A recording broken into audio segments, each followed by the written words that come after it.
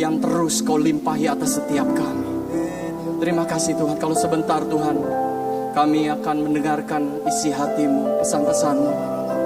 Urapi hamba-Mu, urapi kami semua Tuhan. Kami butuh firman itu. Kami butuh pesan-pesan-Mu ya Tuhan, tuntunan-Mu. Terima kasih Tuhan, terpujilah nama-Mu. Mari kita yang siap menerima kebenaran firman Tuhan sama-sama katakan amin. Amin. Berikan tepuk tangan buat Tuhan Yesus. Silakan duduk Bapak Ibu Saudara, Shalom. Haleluya. Tuhan Yesus baik, amin. Siapa yang sepakat dengan saya? Tuhan Yesus baik, sangat baik dan sungguh baik. Saudara, siapa yang mengalami penyertaan Tuhan yang sempurna di setengah tahun 2023 ini? Saya mau katakan saudara, penyertaan Tuhan sempurna atas saudara dan saya sampai akhir 2023. Amin. Berikan tepuk tangan sekali lagi buat Tuhan Yesus. Haleluya. Hari-hari ini pencurahan Roh Kudus sedang dicurahkan secara luar biasa, secara dahsyat atas gereja Tuhan. Amin. Nah, saudara, apa yang terjadi ketika Roh Kudus dicurahkan atas gereja Tuhan, saudara? Ya, kalau kita lihat di dalam firman Tuhan, di dalam Alkitab, ketika Roh Kudus dicurahkan atas gereja, atas umat Tuhan, ada sesuatu yang dahsyat. Ada sesuatu yang terjadi dengan luar biasa, ya. Ketika itu di mana murid-murid sedang berkumpul bersama-sama. Mereka sedang berdoa, memuji, menyembah Tuhan di upper room. Dan ketika itu terjadi yang dinamakan peristiwa Pentakosta. Roh Kudus dicurahkan atas murid-murid. Dan di situ ketika Roh Kudus dicurahkan, murid-murid itu menjadi pribadi yang luar biasa. Mereka diubahkan, mereka bersaksi, mereka memenangkan jiwa-jiwa bagi Tuhan Yesus. Dan ketika itu Tuhan pakai para murid untuk apa? Membawa jiwa-jiwa kepada pertobatan. Mereka membawa jiwa-jiwa percaya kepada Yesus dan membawa jiwa-jiwa untuk diselamatkan bagi Tuhan. Amin. Nah, apa yang mengubahkan para murid, saudara? Apa yang membuat murid-murid itu mengalami, boleh dikatakan, perubahan yang spektakuler pada saat itu? Kisah 1 ayat 8. Firman Tuhan katakan, tetapi kamu akan menerima apa? Kuasa. Kalau Roh Kudus turun ke atas kamu, dan kamu akan menjadi saksiku di Yerusalem, seluruh Yudea, Samaria, bahkan sampai ke ujung-ujung bumi. Saudara, hari-hari ini Roh Kudus sedang dicurahkan di dalam Pentakosta ketiga. Roh Kudus yang sama, kuasa yang sama, itu sedang Tuhan curahkan atas gereja Tuhan di akhir zaman. Amin. Hari-hari ini kuasa itu kuasa yang ajaib, kuasa yang luar biasa, kuasa yang tidak terbatas. Itu Tuhan sedang curahkan atas gereja Tuhan, atas umat Tuhan hari-hari ini. Yoel 2 ayat 28 sampai 32 kita baca ya. Yoel 2 ayat 28 sampai 32. Firman Tuhan katakan demikian. Kemudian daripada itu akan terjadi, yaitu kapan? Hari-hari ini, bahwa aku Tuhan akan mencurahkan rohku ke atas semua manusia. Maka anak-anakmu laki-laki dan perempuan akan bernubuat. Orang-orangmu yang tua akan mendapat mimpi. Teruna-terunamu akan mendapat penglihatan-penglihatan. Juga ke atas hambamu, laki-laki dan perempuan, akan kucurahkan rohku pada hari-hari itu. Aku akan mengadakan mujizat-mujizat di langit dan di bumi. Darah, api dan gumpalan-gumpalan asap. Matahari akan berubah menjadi gelap, gulita dan bulan menjadi darah sebelum datangnya hari Tuhan yang hebat dan dahsyat itu. Dan barang siapa yang berseru kepada nama Tuhan akan diselamatkan. Sebab di Gunung Sion dan di Yerusalem akan ada keselamatan seperti yang telah difirmankan Tuhan. Dan setiap orang yang dipanggil Tuhan akan termasuk orang-orang yang terlepas. Katakan amin. Saudara, ini yang dinubuatkan oleh Nabi Yoel. Dan penggenapannya itu adalah hari-hari ini. Di mana di hari-hari terakhir Tuhan akan mencurahkan rohnya. Tuhan katakan semua manusia akan mengalami pencurahan Roh Kudus. Tuhan mencurahkan rohnya atas semua manusia di bumi. Kalau pada Pentakosta pertama Tuhan mencurahkan rohnya kepada para murid-murid, saya percaya kita juga yang ada di tempat ini murid-murid Tuhan, amin. Semua murid-murid Tuhan akan dipenuhi oleh Roh Kudus. Berikan tepuk tangan bagi Tuhan Yesus. Nah saudara, kuasa yang dahsyat itu sedang Tuhan curahkan. Para murid ketika dia menerima pencurahan Roh Kudus, dia menjadi saksi-saksi Tuhan yang handal. Bahkan kalau kita baca, mereka memiliki pengaruh yang dahsyat. Mereka memiliki pengaruh yang luar biasa pada kegerakan Roh Kudus pada saat itu. Revival yang terjadi, di mana orang bertobat, memuji, menerima Tuhan, percaya kepada Tuhan. Itu jutaan orang diselamatkan bagi Tuhan. Dan saya percaya di akhir zaman bukan jutaan lagi, tetapi miliaran Tuhan, miliaran jiwa-jiwa dimenangkan bagi Tuhan. Berikan tepuk tangan sekali lagi bagi Yesus. Saudara, ini yang akan Tuhan kerjakan. Tuhan mencurahkan rohnya. Lalu Tuhan juga di dalam kitab Yoel dikatakan, Tuhan juga akan mengadakan mujizat-mujizat yang luar biasa. Tuhan juga mengizinkan terjadinya goncangan-goncangan untuk satu tujuan. Akibatnya apa? Di mana dikatakan banyak orang yang datang kepada Tuhan, berseru kepada nama Tuhan, dan mereka, Tuhan katakan, mereka akan diselamatkan, mereka akan menjadi orang-orang yang terlepas. Siapa di sini orang-orang yang terlepas? Wah, nggak ada. Saudara dan saya, kita adalah orang-orang yang terlepas. Kita akan masuk dalam pengangkatan. Amin. Bersama orang-orang kudus, kita akan naik bertemu dengan Tuhan di awan-awan. Saudara, kuasa apa yang dimiliki orang-orang percaya? Kuasa seperti apa yang diterima orang-orang percaya ketika Roh Kudus dicurahkan? Ini yang harus kita singkapi, yang harus kita ketahui. Apa saja kuasa yang kita bisa terima, yang kita bisa miliki ketika Roh Kudus dicurahkan atas kita? Karena ketika Roh itu turun kepada orang-orang percaya, di situ ada kuasa yang mengalir. Kuasa yang tidak terbatas. Kuasa yang sanggup membuat orang yang tadi tidak percaya Yesus menjadi percaya. Orang yang tadinya belum bertobat menjadi bertobat. Hanya kuasa Tuhan yang sanggup melakukan itu. Amin. Kuasa apa saja? Yang pertama, saudara, yaitu adalah kuasa untuk menjadi saksi Kristus yang handal. Yang percaya katakan amin. Ya, kalau kita baca ya di dalam Kisah Rasul, pada saat Simon Petrus itu menerima pencurahan Roh Kudus, itu dia bersaksi dengan luar biasa.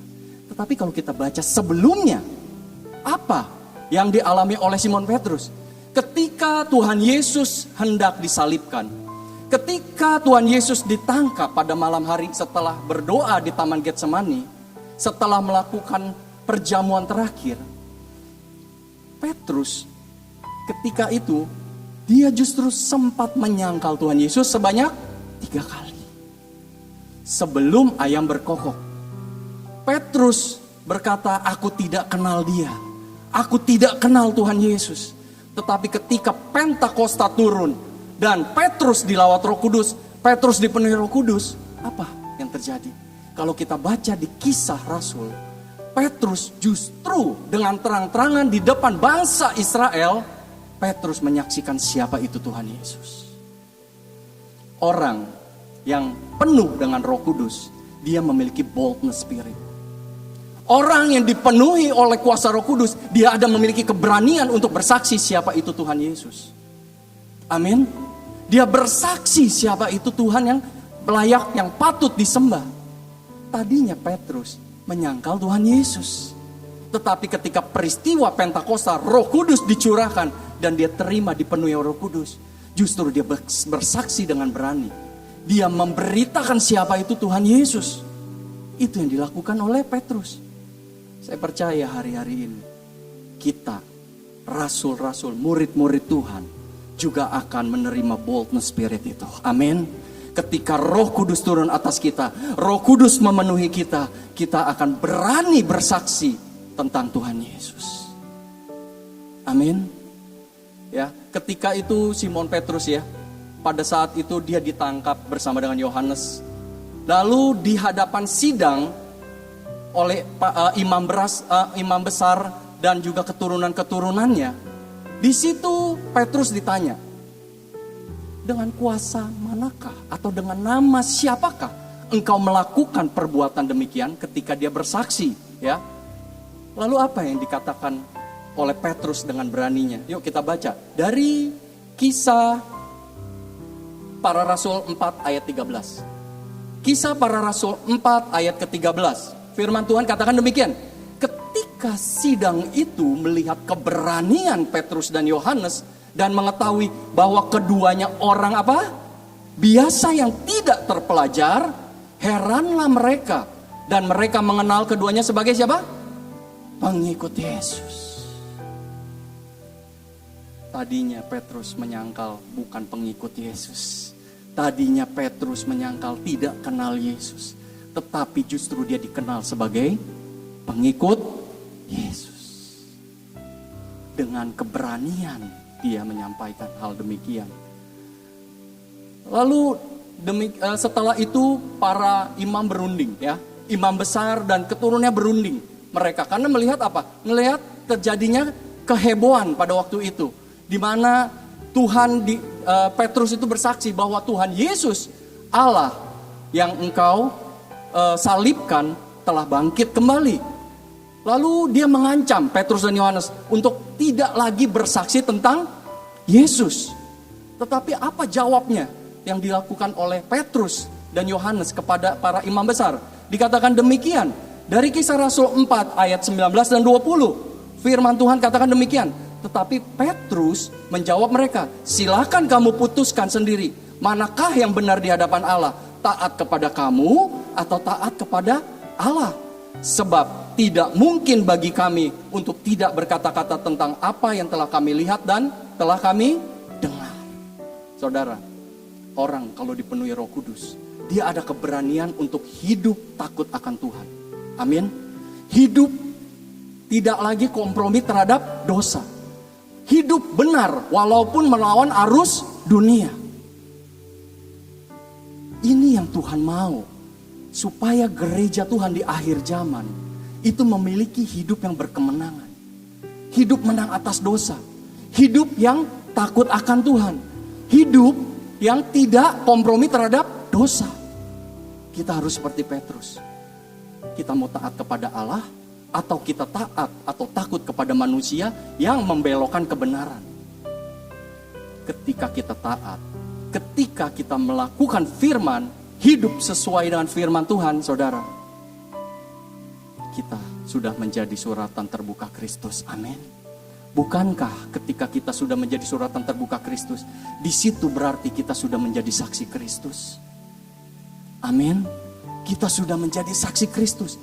Kita tidak perlu lagi memberitakan atau dengan capek kita memberitakan, memperkenalkan Yesus kepada orang belum percaya. Tetapi ketika dia melihat hidup kita, dia akan datang kepada saudara-saudara. Dia akan tanya, siapa Allah? Siapa Allah yang engkau sembah? Saya percaya hari-hari ini akan banyak orang-orang dimenangkan bagi Tuhan lewat kehidupan saudara semua. Amin. Lewat kehidupan gereja Tuhan, lewat kehidupan umat Tuhan. Berikan tepuk tangan bagi Tuhan Yesus. Hidup benar sesuai dengan firman Tuhan itu dahsyat. Ketika kita taat, saudara, melakukan firman Tuhan, di situ ada hadirat Tuhan. Amin. Di situ ada roh Tuhan. Ketika kita dipenuhi oleh roh Tuhan, apa saja yang kita dapatkan? Ya. Dari Yesaya 11 ayat 2 sampai 3.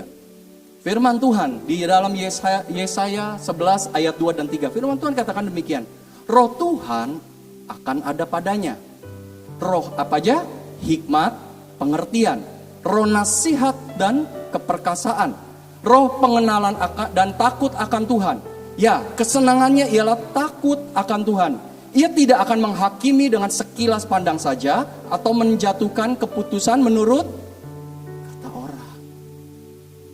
Kita memiliki pendirian yang teguh untuk hidup di atas kebenaran. Hidup berpegang pada firman Tuhan. ketika kita melakukan itu, Yesaya 60 itu terjadi. Di mana firman Tuhan katakan, bangkitlah, menjadi teranglah, sebab terangmu sudah datang, dan kemuliaan telah terbit atasmu. Di firman Tuhan berikutnya di dalam Yesaya 60 dikatakan, sebab sesungguhnya kegelapan menutupi bumi dan kekelaman menutupi bangsa-bangsa, tetapi terang Tuhan terbit atasmu dan kemuliaannya menjadi nyata atasmu. Bangsa-bangsa berduyun-duyun datang kepada terangmu dan raja-raja kepada cahaya yang terbit bagimu. Saudara, ketika kita melakukan dengan berani menjadi saksi Tuhan, melakukan kebenaran firman Tuhan, kita sudah menjadi terang Kristus. Dan di situ ketika dunia sedang lenyap dengan kegelapannya, mereka akan mencari terang itu. Dan terang itu sudah terbit atas saudara semua. Amin. Dan mereka akan dibawa kepada Tuhan, percaya kepada Tuhan Yesus. Haleluya, berikan tepuk tangan yuk bagi Tuhan Yesus. Yang pertama, engkau diberikan memiliki kuasa untuk menjadi saksi Kristus yang handal.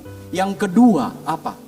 Yang kedua, kita ketika dipenuhi Roh Kudus, ketika Roh Kudus dicurahkan atas kita, kita memiliki kuasa untuk mengadakan mujizat demi nama Yesus. Saudara, setiap kejadian revival yang pernah terjadi, revival yang luar biasa, Pentakosta pertama, Pentakosta kedua di Azusa Street, itu semua diikuti dengan tanda-tanda ajaib. Amin. Di situ terjadi mujizat-mujizat yang luar biasa. Mujizat-mujizat yang kreatif. Tujuannya apa Tuhan adakan itu? Yaitu hanya satu tujuan. Supaya orang melihat perbuatan Tuhan yang ajaib. Ada Allah yang hidup. Dan mereka percaya kepada Tuhan Yesus. Mereka diselamatkan bagi Tuhan Yesus. Amin.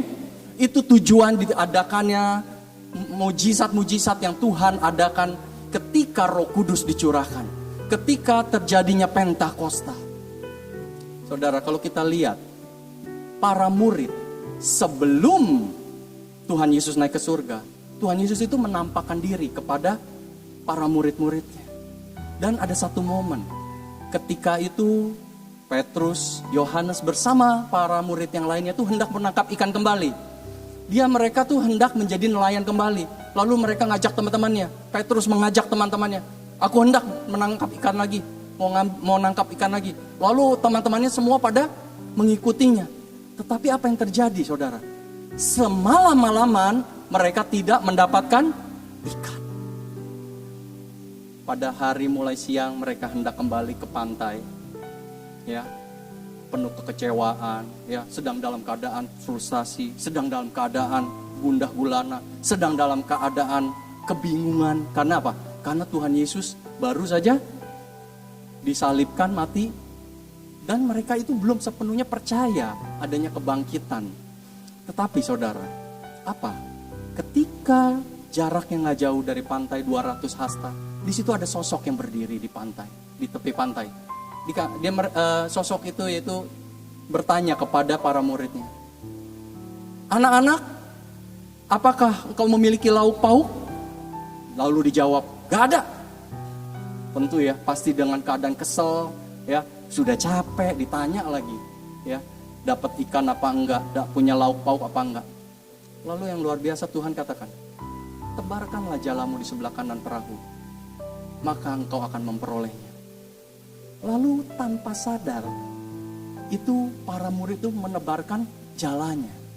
Dan dikatakan firman Tuhan katakan, mereka tidak dapat menariknya. Karena begitu banyak ikan yang didapatinya. Lalu dalam firman Tuhan itu dikatakan, murid yang dikasihinya, yaitu siapa? Yohanes, berkata kepada Petrus, itu Tuhan. Itu Tuhan. Saudara, Yohanes mengatakan demikian. Karena apa? Karena dia tahu ini bukan pekerjaan manusia. Ini bukan kuasa dunia. Ini bukan pekerjaan yang masuk akal. Ketika ditebarkan jala di sebelah kanan dan mendapatkan ikan, Yohanes tuh ingat peristiwa ketika dia mengiringi Yesus. Ketika dia bersama-sama dengan Tuhan Yesus pada saat Tuhan Yesus melayani di bumi, dia ingat terjadi peristiwa-peristiwa, mujizat-mujizat juga yang pernah Tuhan Yesus lakukan, yang pernah Tuhan Yesus kerjakan. Karenanya dia ingat, dia tahu ini Tuhan Yesus pasti. Karena dia tahu ini bukan pekerjaan yang mudah, bukan pekerjaan yang masuk akal. 200 hasta itu gak jauh dari pantai. Lalu keadaan juga sudah siang. Menangkap ikan itu dari semalam-malaman, di mana waktunya para nelayan itu bisa mendapatkan ikan. Justru mereka itu gak mendapatkan ikan. Dan pada saat hendak kembali ke pantai dan terjadi hal demikian, dia tahu ini bukan manusia. Itu adalah Tuhan Yesus. Saudara, kenapa Yohanes bisa tahu itu Tuhan Yesus? Karena dia memiliki hubungan yang intim dengan Tuhan. Ada hubungan keintiman dengan Tuhan. Karena hidupnya bersama-sama dengan Tuhan kurang lebih 3,5 tahun. Saudara, kalau kita hidup berjalan bersama-sama dengan Tuhan di setiap hari kehidupan kita akan membangun keintiman kita dengan Tuhan. Amin. Kita harus bangun keintiman itu. Hidup bersama-sama berjalan dengan Tuhan. Bangun kehidupan doa kita. Bangun kehidupan doa kita. Renungkan firman Tuhan dan lakukan firman Tuhan. Itu yang dinamakan kita membangun keintiman dengan Tuhan. Yohanes itu bisa tahu karena hal demikian. Dia bersama-sama. Berjalan bersama-sama dengan Tuhan. Keintiman terbangun. Kita hari-hari ini harus hidup berjalan bersama dengan Tuhan. Tanpa tuntunan Tuhan, kita tidak bisa mengalami terobosan dalam hidup kita. Tanpa kita tuntunan Tuhan, kita mungkin gak bisa ngalamin mujizat Tuhan. Siapa yang mau mengalami mujizat Tuhan? Ketika saudara mau mengalami mujizat Tuhan, letakkan logika, pengalaman, kepintaran saudara dan saya di bawah iman. Amin. Amin. Letakkan pengalaman kita, kepintaran kita secara manusia, pengalaman kita yang sukses, logika kita, letakkan di bawah iman saudara dan saya. Iman itu yang membawa kita mencapai mujizat yang Tuhan kerjakan. Ketika kita taat melakukan demikian, percaya ada Tuhan yang berjalan di depan kita, membuka pintu-pintu yang tertutup. Amin. Gak mudah. Orang Kristen, anak-anak Tuhan, umat Tuhan, sering gagal mengalami terobosan, mengalami mujizat Tuhan. Karena apa? Menaruh pikiran, pengalaman, hikmat manusia di atas dari iman. Tetapi kalau kita letakkan itu di bawah iman, ada sesuatu yang dahsyat. Tuhan mau kita merendahkan diri di hadapan Dia. Tuhan mau kita taat mengikuti Tuhan. Petrus, Yohanes, tanpa sadar dia melepaskan jala bersama-sama dengan murid yang lain ke sebelah kanan perahu. Itu karena apa? Karena ketaatannya. Dia biasa taat sama Tuhan. Ketika 3,5 tahun bersama dengan Tuhan, berjalan bersama-sama dengan Tuhan, Tuhan suruh A, dia selalu yes Tuhan. Tuhan suruh B, ya Tuhan. Kalau ini dilatih saudara dan saya, itu menjadi kebiasaan kita. Kita tahu ini Tuhan yang suruh. Tuhan tahu kita harus melangkah. Disertai dengan ketaatan. Di situ ada mujizat, amin. Di situ ada mujizat Tuhan yang luar biasa. Itu yang akan Tuhan kerjakan di dalam setiap kehidupan orang percaya di era Pentakosta ketiga ini. Tapi yang luar biasa saudara, Tuhan tuh gak mau anak-anak Tuhan, murid Tuhan hanya mengalami mujizat. Kalau kita mengalami mujizat berarti kita hanya menerima untuk diri kita, amin. Tetapi yang Tuhan mau, yang Tuhan janjikan, justru Tuhan mau kita memiliki kuasa untuk melakukan mujizat demi nama Yesus. Ketika Tuhan naik ke surga dan Simon Petrus bersama Yohanes sudah dipenuhi Roh Kudus pada Pentakosta, dan pada saat itu mereka itu sedang ke bait Allah. Ya, Petrus, Yohanes itu sedang mau ke bait Allah. Tetapi di gerbang bait Allah yang dinamakan gerbang indah, di situ dikatakan ada seorang yang lumpuh sejak lahirnya. Ada orang yang lumpuh sejak lahirnya. Di situ dikatakan tiap-tiap hari orang ini nih dibawa karena nggak bisa jalan. Dibawa, digotong, lalu ditaruh, diletakkan di gerbang indah itu. Untuk apa? Minta sedekah. Orang yang lewat dia minta sedekah supaya ada belas kasihan, dia diberikan sedekah, dikasih uang. Tetapi ketika Petrus, Yohanes hendak memasuki gerbang, dia melihat kepada pengemis ini, kepada orang yang meminta sedekah ini. Ya, lalu apa yang dikatakan Petrus dan Yohanes kepada orang ini? Firman Tuhan dikatakan dari Yohanes